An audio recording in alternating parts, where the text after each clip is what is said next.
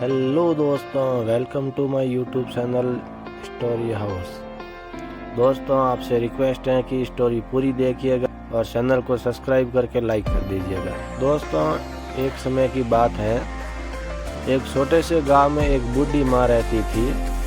उनका नाम था रुक्मणी, लेकिन गांव के सभी लोग उसे प्यार से बूढ़ी माँ कहकर बुलाते थे।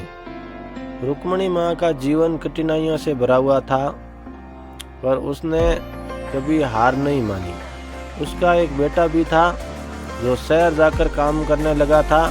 बेटा महीने में एक बार कुछ पैसे भेज देता था, लेकिन वे पर्याप्त नहीं होते थे।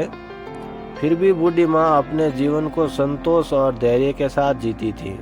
गांव के लोग बूढ़ी माँ का बहुत सम्मान करते थे, क्योंकि वह हमेशा दूसरों की मदद करने के लिए तैयार रहती थी। उसके पास कोई धन संपत्ति नहीं थी, लेकिन उसकी बातें और अनुभव गांव के लोगों के लिए बहुत मूल्यवान थे।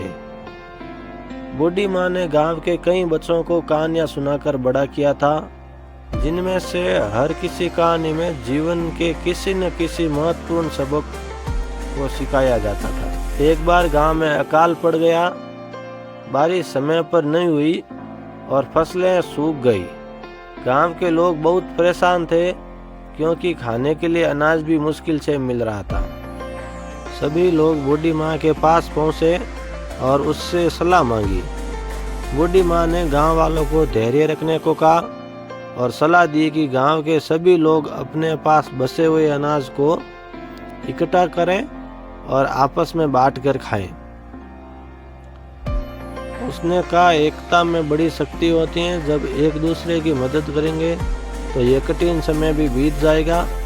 गांव के लोगों ने बूढ़ी माँ की बात मानी और उन्होंने जो भी थोड़ा बहुत अनाज बचा था उसे इकट्ठा किया। सभी लोग एक दूसरे की मदद करने लगे और अनाज को बराबर बांटने लगे। बूढ़ी माँ ने खुद के पास रखा थोड़ा सा अनाज भी गांव वालों के साथ बांटा। गांव वालों की ये एकता देखकर प्रकृति भी मानो द्रवित हो गई। कुछ ही दिनों बाद बारिश होने लगी और फसलें फिर से उगने लगी। गांव के लोगों को ये समझ में आ गया कि बूढ़ी माँ की सलाह कितनी सही थी।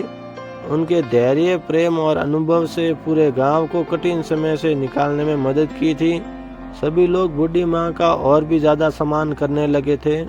बूढ़ी माँ ने गांव के लोगों को सिखाया था कि एकता और सहयोग से किसी भी कठिनाइयों का सामना किया जा सकता है। समय बीतता गया और बूढ़ी माँ बूढ़ी होती चली गई। उसकी सेहत अब पहले जैसी नहीं रही, लेकिन गांव के लोग उसे कभी अकेला नहीं छोड़ते थे।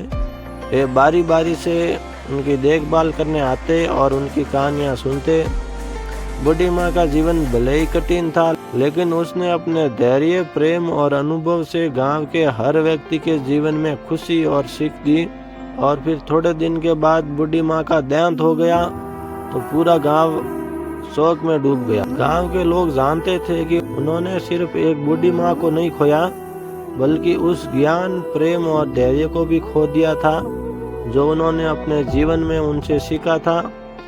बूढ़ी माँ की कहानियाँ और उनकी सीखें हमेशा गांव के लोगों के दिलों में जीवित रही और उनकी यादें गांव में सदैव बसती रही। इस तरह बूढ़ी माँ की सादगी और प्रेम ने उसे गांव में अमर बना दिया। तो दोस्तों, कैसी रही हमारी कहानी? वीडियो को पूरा देखने के लिए आपका बहुत बहुत धन्यवाद। दोस्तों, चैनल को सब्सक्राइब करिएगा और वीडियो को लाइक करिएगा।